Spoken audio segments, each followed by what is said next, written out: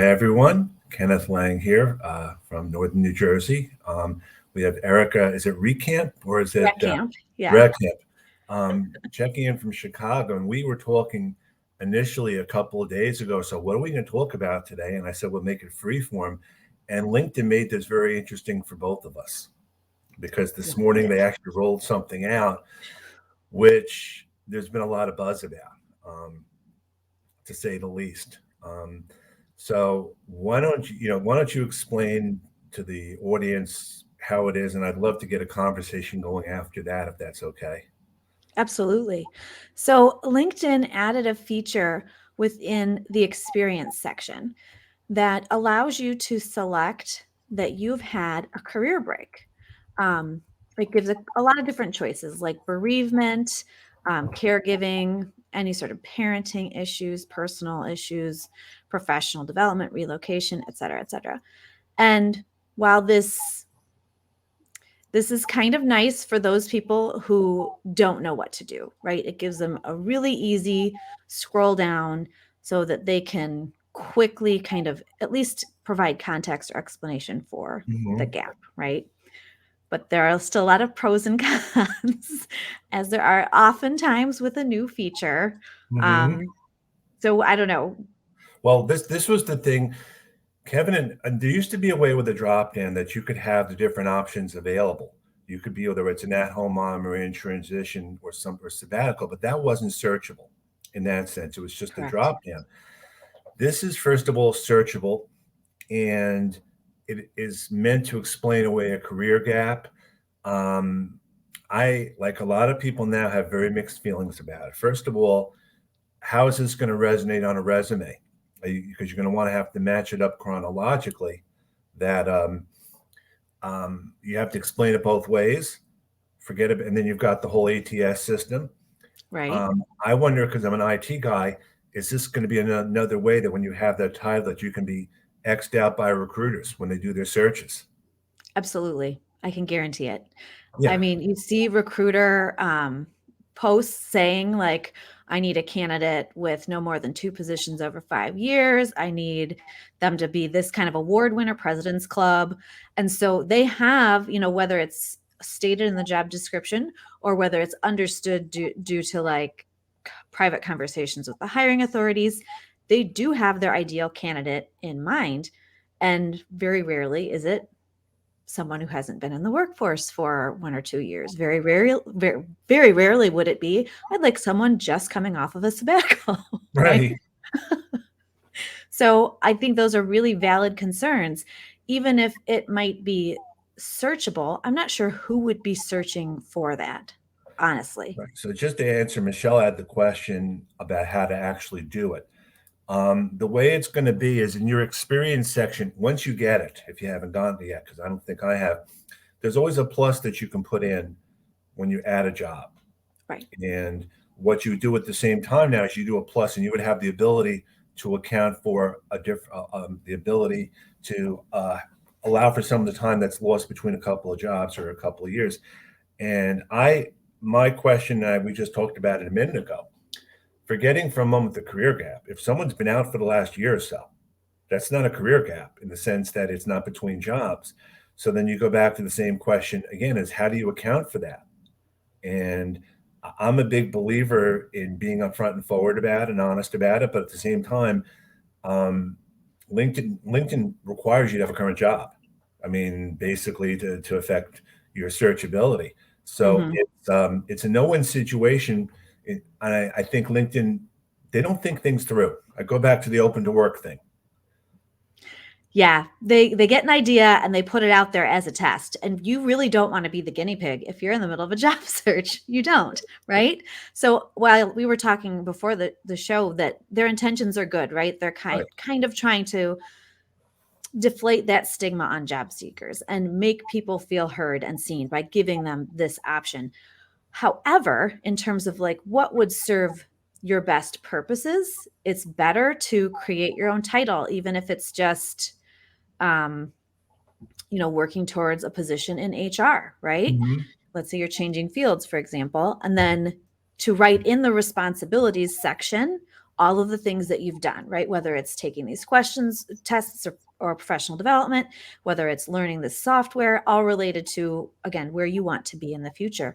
Because then you're filling the title with something that would potentially trigger a hit, whether it's in LinkedIn's back-end search functions or on an applicant tracking system if you're matching it on your resume. And it's keyword rich in the experience section, because most often, I know this is true on the resume, the most recent position, the content there is weighted more heavily. So if you just have fluff stuff, like if you have, I read my way through the canon of great American literature and hiked the Appalachian Trail, which is wonderful and laudable, and I'm sure you're going to come with renewed vigor to your next role. However, those aren't going to be keyword rich phrases that will help you land higher in search and sort features. I would love to get some feedback from some of the other people that are on the call. What I've been talking about in my job search groups a lot is the title that even though you're out of work, you can put down the title of the job that you want to have or that you expect to have. And you can put within the summary of that, I'm in transition, but you can list the training that you've done. You can list the other things that you've done, because when you lose a job, you haven't lost your skills. You haven't lost your title. You've just lost the place you're working at. And and that's most people, they marry the two together. And I think, again, I'm just looking here, what would be a good job title in that situation? Now, good question. So how would you answer that? So I would say it depends on where you want to be. So, right, like let's say you're transitioning out of teaching into learning and development, like you want to go corporate, then that's what you would pull out. You would have learning and development in your title somewhere, and if you're enrolled in a certification at while you're job searching, you can put learning and development student or, agile methodology, pursuing agile methodology certification. And you put that as your title so that it's got the keyword hit. Because oftentimes when they look at the back-end reports, they pull the title, right? So if they're only pulling the top few, you want to make sure they're relevant.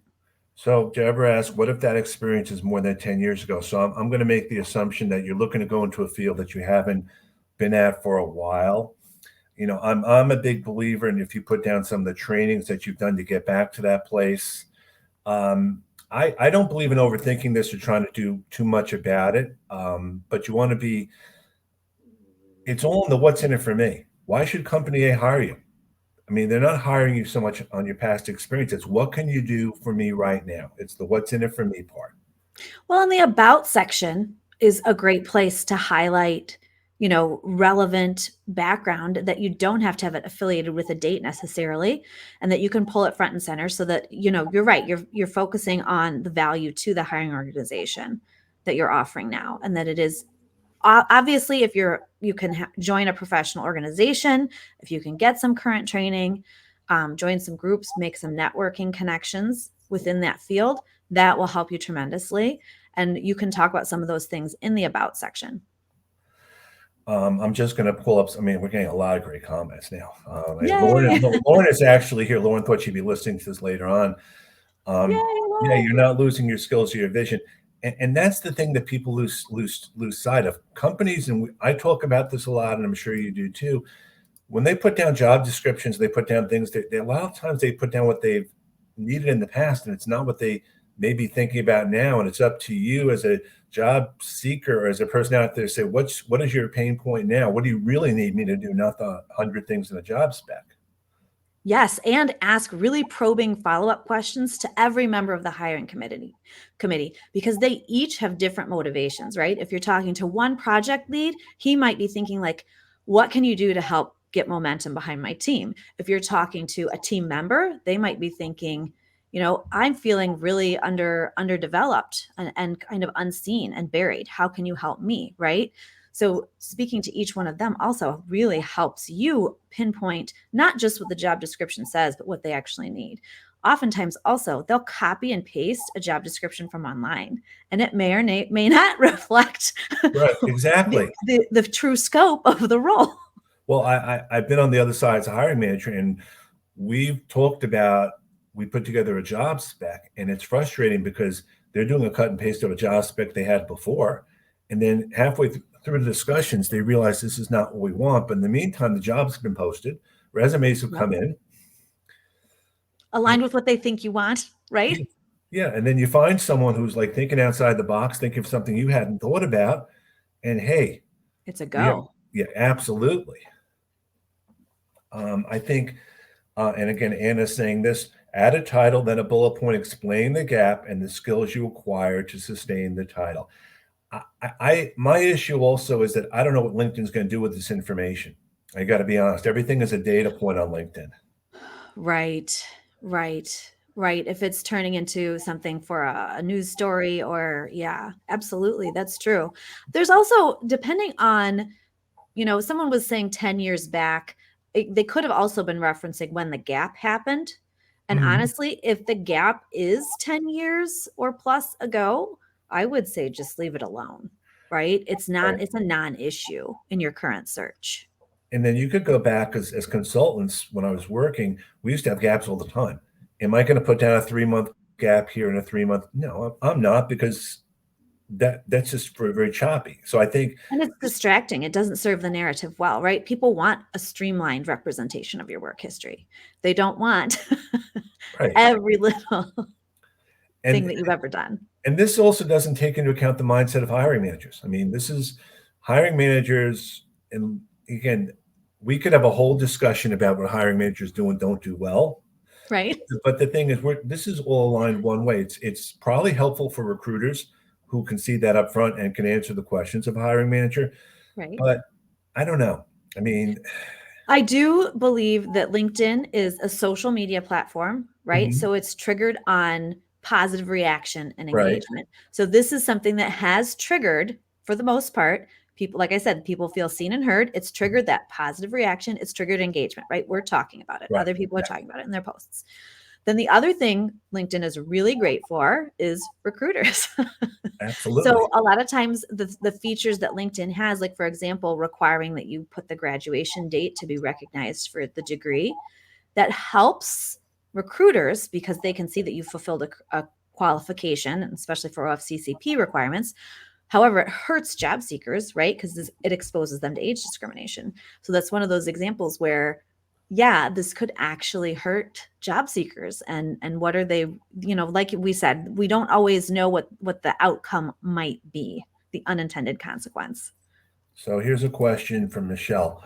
She's, I believe, on a consulting assignment. When I finish my current gig, do I list all the gigs under my firm, or do I separate them under the job titles I hold with the companies for which I'm consulting? Great question. So I would recommend, if you have if you have an agreement with a consulting firm, to list that as your employer, then your title, just the general scope, like if it's DEI consulting, something like that, DEI consultant. And then you would list the companies and the projects as accomplishments, like as bullets. So you can show, like, wow, I've got this great versatility. I'm very adaptable dealing with all these different customers, all these different problems.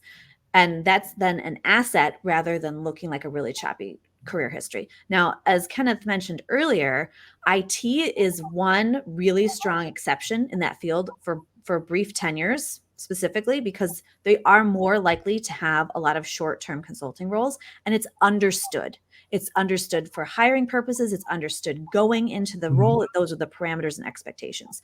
And so then it's not considered that, you didn't follow through or you were underperforming. It's rather, I fulfilled the challenge.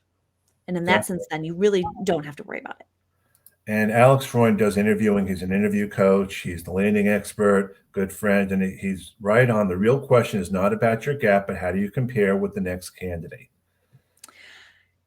Yes and no. Okay. I don't know that I entirely, and I appreciate his expertise and his perspective.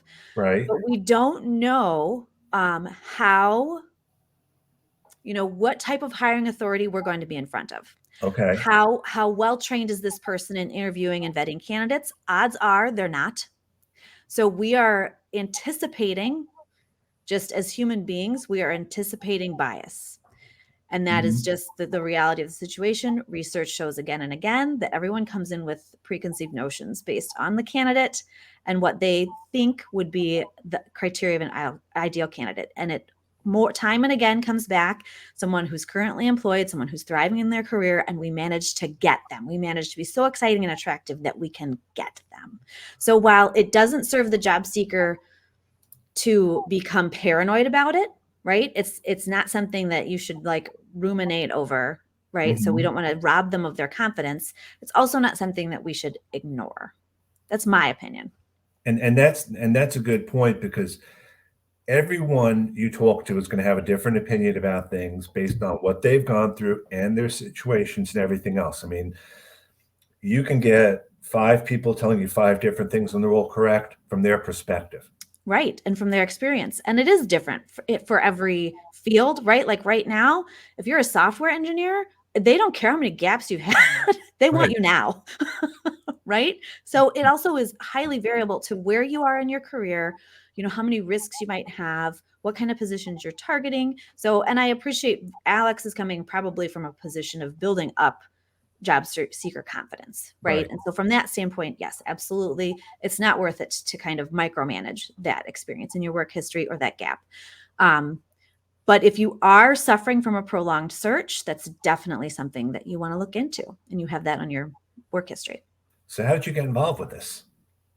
With job search? I mean, with what you're doing now in terms of the whole job search and resume, I mean. Sure. I started actually ghostwriting for writers and poets and professors. Really? And I pivoted to executive outplacement. So I was still ghostwriting for high-level executives, but it felt more rewarding because I could see the outcomes. I could see it really changing people's lives. And so from there, I've just moved on to different resume development firms, and then started my own a few years ago, but absolutely love it. Absolutely seeing how much change you can bring to someone's, you know, potentials and possibilities. So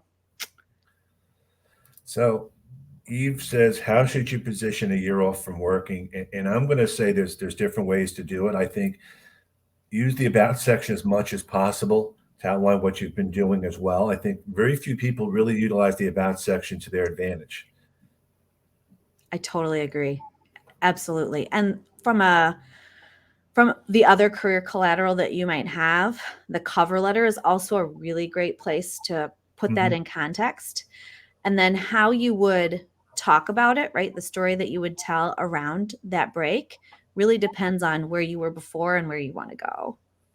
So one thing I've noticed from what I've seen on LinkedIn has been a lot more posting about from job seekers posting their perspectives on what's going on. It's almost like they're not as much afraid anymore to say certain things, and I find it very interesting. It's a mindset thing. It's like maybe you're not calling out a specific company, but you're calling out the specific situation In a practice. Yeah. And I wonder, is that something that you think you would recommend or not recommend, or are there certain, you know, good ways or bad ways to do it?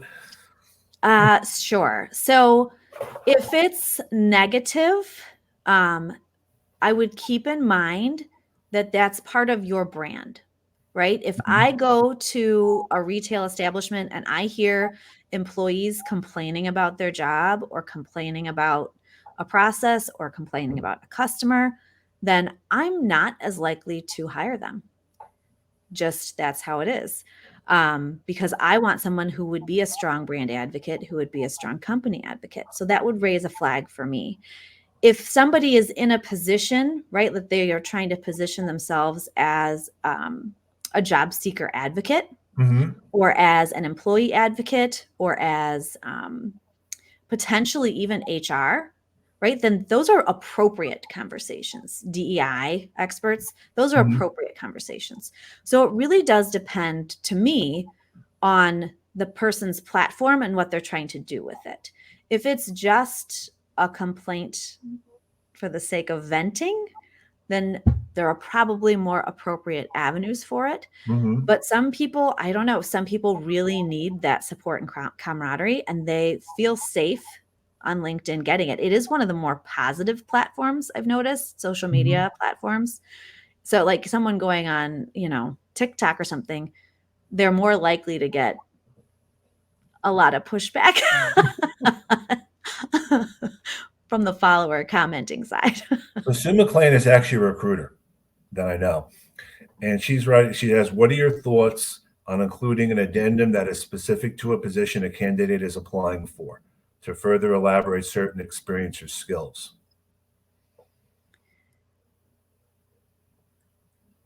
So is she saying like within the cover letter or? I'm thinking she's saying either in the resume or within a profile. What I know I talk a lot about is if someone's of a certain age like myself, they don't list all their jobs, but they have a bullet point with the additional experience at the end, so that doesn't really reflect the same way. But Oh, so maybe is she talking about for like if like the earlier question, like if there's a career change, something they did 10 years ago, would it be worth mentioning? well, Stu, if you're still on and you want to have a follow up, I would like to, it would help a lot too. If Um, it's something like to position a candidate that their most recent roles or their gap wouldn't allow us to position them for, then the summary is great for that in the mhm, resume, and linked in the about section, and then in the cover letter, the introductory paragraph, right? So setting the tone early, right? mhm. So that when the recruiter or the hiring manager goes through the rest of the resume, they're looking for those related transferable skills rather than saying, this person ran an ice cream truck and now they want to. Well, I think, what Lauren says about establishing your voice, you know, your voice can come out in all different ways. And it's the old, how can you solve my problem? What I used to ask on interviews with the old, do you have any more questions stuff? I said, what are the two or three main things, pain points you need for me to solve for you? Like if you hire me tomorrow, what do you need me to do now? Not the 500 things and the whole reading of the The wish documentation and list. Yeah. what do you, really seriously. And then I can respond back based on that with an answer. So that's, Right, absolutely. And the voice is really relevant too throughout the search, right? So it's one thing to put your resume out there, to put your LinkedIn out there, but then to start the conversation through, the messages, the emails, if you're leaving them a little video clip to mhm, follow up, to say thank you, right? So that's also one way to get your voice mhm. in the conversation and top of mind. But Sue was asking about pertinent detail without making big changes to the resume when she was talking about the additional content.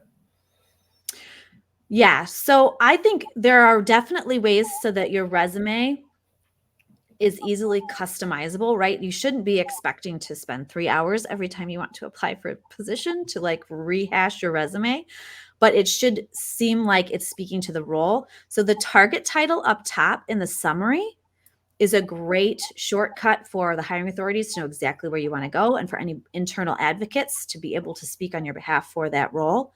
Keywords are also another, if there's any sort of keyword bank, you can quickly tweak that. You can use strategic highlights throughout your resume. For example, you could maybe italicize most of the titles, but maybe bold italicize the ones, maybe they're not all relevant, bold italicize the ones that you really want to stand out, right? So there are little things like that, bumping relevant accomplishments to the top of the list for your positions or creating a key accomplishments section where you just quickly, cut and paste the most relevant ones to the current target under the summary. Mhm. Then, because all the top third of the document, the top third of your resume, of any section in LinkedIn, right? Those top 3 lines that show, those are going to get the most visibility and the most traction, and they're going to be more memorable. So So I think think that when you're customizing. now I think we both know Marty. Yay. She brings up a question which we talk about a lot as well, about reentering after after a child or caregiving. And this is a question I've talked actually with a couple of employment attorneys about this in terms of what do you need to say and why do you need to say it? Like, and I think, it cuts both ways. How much do you really need to know about what I've done before? Because it really has nothing to do with me unless you think that's going to be a red flag that I'm going to need to take more time off as a potential employee. But I Right. don't think, in my opinion, again, you're looking for a job, you want to hire me, I'm the best person. None of that should really matter. It Right. does, but it shouldn't. Right. So if I'm advising somebody who is reentering after spending time caregiving for children or any family member, I would ask them to immediately start contributing in their field. So let's say I was a stay-at-home mom and I'm a writer. So I would start picking up even just a few hours a week to contribute in the field. And then I can legitimately put, freelance writer in my LinkedIn section, and I can legitimately write about the projects that I'm taking on. One interesting tidbit, LinkedIn has experience, and it doesn't necessarily say it's like professional paid work history, right?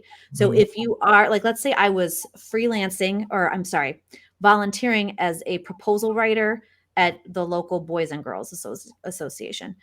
I can put Boys and Girls Club proposal writer, even if I was only doing it 1 hour a month for those, 5 years that I was at home with my kids, it's still relevant work history. I still have a reference. I Mhm. still have a portfolio of samples, use that featured section to show what you can do. And then you're ready. But even if you've been off for 5 years and you haven't done anything yet, let's say you want to be like a technical analyst, start doing it. Mhm. And it can be bite-sized chunks so that you still have time to job search, but start doing it, list it now.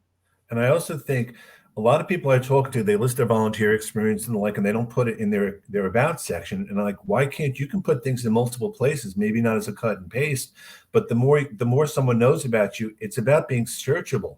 Because not everyone's Yes, going to read the whole section, but if a recruiter does a search and it's there, you have a better chance if it's there in multiple places to be found. absolutely. Absolutely. Totally agree 100%. So those skills can be listed in your skills section. They can be woven throughout the responsibilities in your experience section, and they can be listed in keyword banks or woven into the about section. Absolutely. Say it again. Got to cut in multiple places. And I also say that people should put their email addresses in their about section. Just because you're not first connected, you want to reach out to someone, you want to make it as easy as possible. And people don't I do it, also like to put it in the banner because right? I think it's less likely to be pulled if people are concerned with, getting spammed, right? If it's in the banner, if you can create a visual of it. So Michelle, just to clarify, she asks about the first 100 characters of the summary. The entire section of the summary is searchable. The difference is going to be when someone's doing a search, they're only going to see the top three, and I think it's 4 lines now. So you want to make those top 3 or 4 lines really get their attention. Yeah, it's more attention grabbing, but the SEO is all there. It all Right. works. It all feeds the algorithm. I find that it's really hard for some people to talk about themselves, and it's like really hard. And well, I'll have a conversation with you or someone else, and I'll say, "Why is it in the summary section? Why aren't you want to tell everyone, not just me? Not that I'm not happy to hear Right? Yeah, no, it is very difficult to self-advocate. A lot of people are very uncomfortable with it, and it feels very braggy, and it feels very, I don't know, kind of cheesy sometimes. But if we ask, pointed questions like, what would other people come to you for? How could you help them? Like, let them know how you could help them. Then sometimes people feel a little more comfortable with that. I do sometimes have clients though that I have to actually ask the spouse.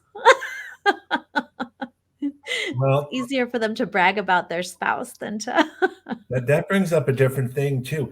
In terms of job search, you have to use all different options to job search. It's not just calls like this, it's family and friends. And there's nothing wrong with saying you're looking for a job. It's like you want people to help you. Now, your Right. family and friends will help you differently than others.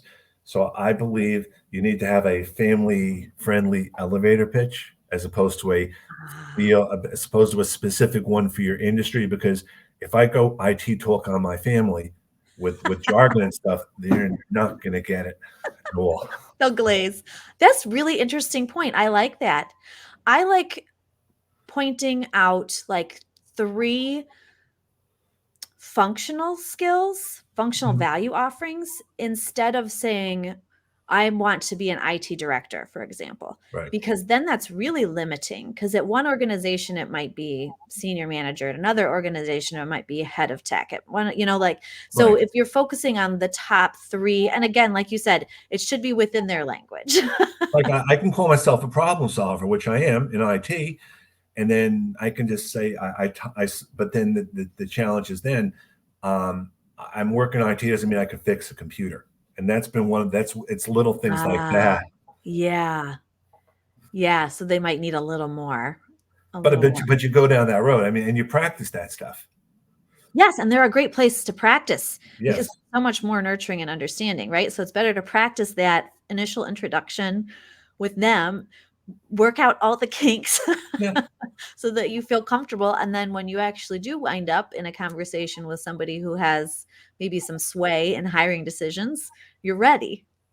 I know when I was out in the big 2008, 2009, I got some of my best leads when I was volunteering at the PTO, when I was going to the soccer games and the basketball games, and we were just talking, mothers and fathers and kids and all that. And then you go back. I used to look them up on LinkedIn after that, and I'm like, oh my God, this person is really not just This person's a big deal. yeah, really. But then you have that frame of reference.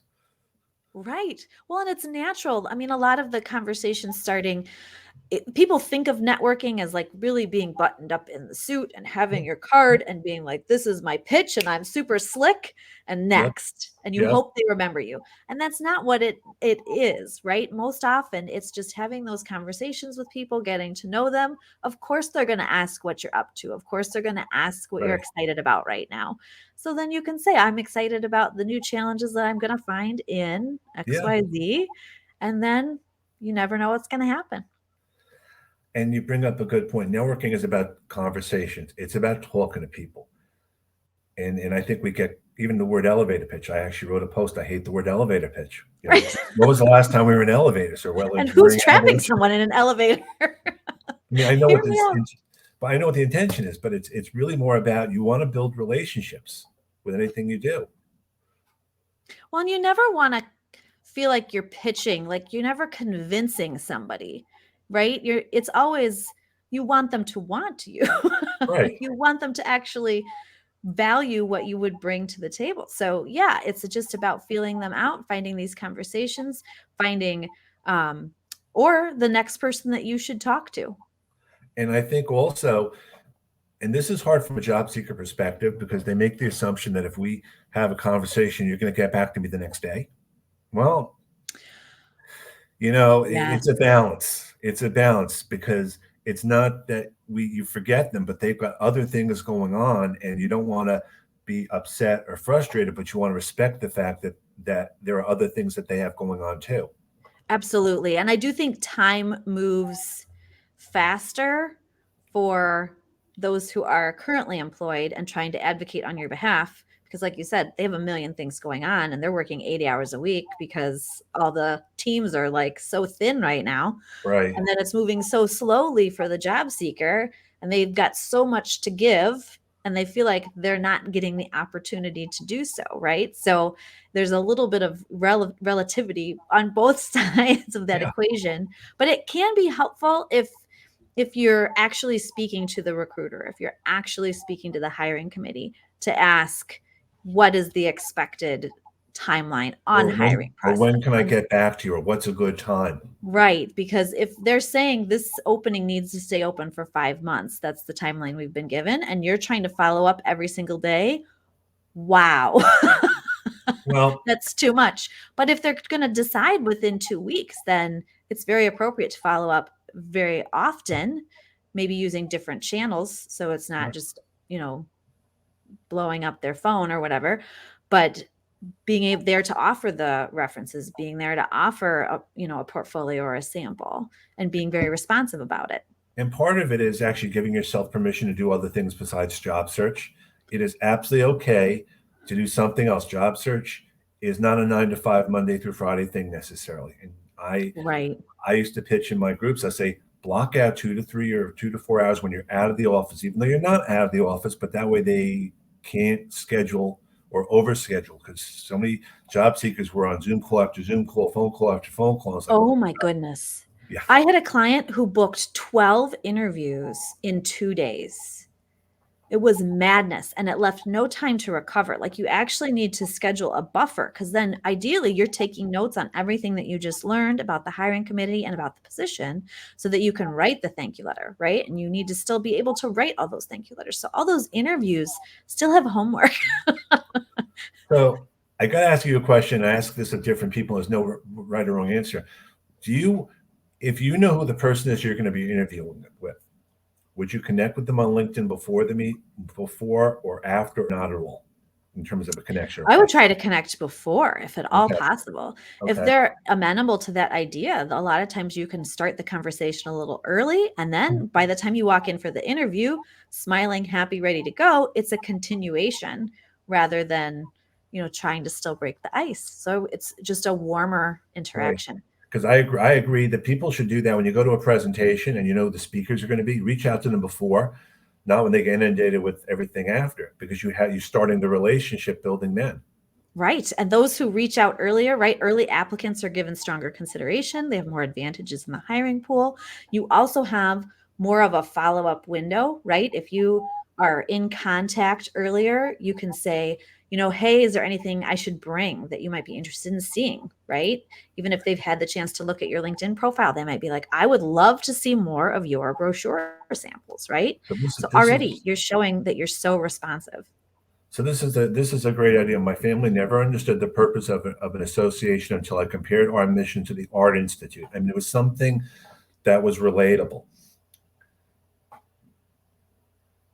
Because I like that. Sometimes we do have to change the vocabulary based on the audience, right? And even, a nonprofit might use very different language than, a private equity firm. Or you could say, company ABC out there, I do something similar for that, or I did something similar for that somewhere else. The stuff that you see on a website or the writing and that stuff, because it's something they can quantify from going from somewhere else. I think that makes a big difference too. Right. And you're building from the familiar. So I'm looking here. I see, were there any things that you've seen changing now in the last 6 months, a year? I mean, with people now, I don't want to say getting out of the pandemic, but just like coming to a different place now. Do you think that there's other challenges that are coming up now? I think, yes. I don't think the great reshuffle is as much of a blank check as some people think it might be, right? So we've still got people who are currently employed, perhaps a little resentful. We've still got people who have been job seeking who haven't maybe been placed as quickly as they've heard other people being placed, right? Because it's still very industry, field, age specific. Who's getting the most traction and interest and pay increases? And then we're still going to see a lot of these, women, for example, who have scaled down quite a bit, are going to start resurfacing now that some of these mandates are being scaled back. And I'm hoping that there will be fewer disruptions from the education system that would allow them to start reemerging into the workforce. So I do think this summer and this fall will be very interesting to see where the demand lies, right? Are people going to come out of retirement and be offered, flex capabilities? Are some of these women going to only go back part-time and be offered flex roles? So that's very interesting. But I do think one thing that's changed significantly is that it's really important for job seekers and hiring organizations to be very clear on the parameters of the role in terms of flex, remote, part-time, full-time, hybrid, right? Anything around that, you'll see a lot less resistance, a lot fewer headaches in the hiring process if people are very transparent about what they're looking for. And LinkedIn does have settings that allow people, job seekers, to specify what types of roles they're interested in.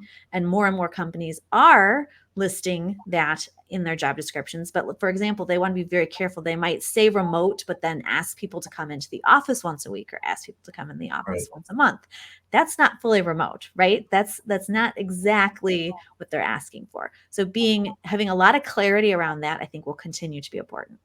I think one thing we talk a lot about is the whole salary discussion. And in New Jersey and New York, they're starting to roll out the requirements that have to be put on a salary on a job spec. And the question always comes up when someone is asked what the salary is. I always reply back to them and say, well, what's the budget for the position? Or just basically put it back on them, because you don't want to pigeonhole yourself, but you also at the same time don't want to waste your time if it's a job that is paying 50% less than what you're looking for. And I think there has to be a certain level of transparency and not this adversarial relationship. Well, unfortunately, I've seen, so Colorado did this earlier, and unfortunately, some of the companies responded by putting out very wide salary ranges. I saw a job description that was $75K to $150K. That tells us nothing. Right? That is not cool. It's not fulfilling the intentions of this type of requirement. So that said, I will watch for things like that. Hopefully it's within a 20 to 50K. I mean, as you get higher up, it makes sense that there's more of a range, but 20 to 50K in general seems reasonable. Now, I'm not talking 25K to 75K. That's still ridiculous. But I mean, it allows for some room. And obviously you still want to be positioning yourself when you make your ask towards the top. So that your range would overlap with the top of their range and perhaps even go a little above to encourage them to go as high as they can. That said, they could still create a role for you if you wow them. So still, if it's a really interesting position with a fantastic company that you would like to pursue and at least build some visibility there, I would say still pursue the role, but make sure to position yourself as top tier. So they'd be more likely to give you the high end of the salary or create a custom role for you. I still think there's a lot of room for funny business, even with salary transparency. They can still do a lot with other elements of the compensation package, like a car or huge and frequent bonuses, sign on, and incentive. So there's still going to be pay disparity, but at least it's a step in the right direction. Definitely. I think one of the other things I always suggest to job seekers is if you get a rejection, follow up and thank them anyway for their time. You can be upset and all that, but don't burn any bridge even that way, because you just don't know what the reason was. It may have been something that you had absolutely no control over. Absolutely. And you don't know if you were the number 2 candidate, what is it? 30% of new hires quit within 90 days. And with the kind of movement we're seeing in the market now, they could be knocking on your door pretty soon. I would also say stay away from the newspapers as much. I mean, besides what's going on in Ukraine, but the statistics out there. Marty Labman has a great point. You're either employed or unemployed. You're either not employed or you're employed. It's either 100% or 0. That's the only rate that really matters to you. Yes. Right. Well, and we still do. I mean, I think there are still a lot of people employed, like in terms of trying to think positively about the market, right? There are more people employed. And so that's very promising from a job seeker perspective. So is there and I do this all the time. I always end my calls at 1:45 just for the reason that I want people, if they have a 2:00 call, just to kind of decompress. I mean, that was kind of when I first started this. I said, I had people leaving at 1:55 and I'm like, that's not, and you missed the end of the conversation. And so I'd much rather have a shorter conversation, if you're okay with that, a shorter conversation. Awesome. And let people chat. I would recommend everyone who's on this call, look in the chat, look at who's there, connect with people that are there, and follow up. We're all here to help in any way we can. I would just say be very specific on what you want our help with. Helping you find a job is not helpful to me. Right. So I want to thank you very much, Erica, for joining us today. Thank you. Thank you for next week, Marty is going to be here, and we are going to try something very different, which we've never done before. We're going to do after the LinkedIn Live. We're going to go right to a LinkedIn audio room. Ooh, that's awesome. We're Kevin Turner is going to set it up. We're going to do a LinkedIn audio room for all the people on the call so we can continue the conversation. Live Q&A. I love it. That's we're going to figure it out from there. So thank everyone for coming today. Appreciate it. Reach out to Erica, reach out to me, reach out to others. I would just ask, let us know what we can do to help very specifically. Not that we don't want to help otherwise, but it would help us help you. So have a great day, everyone.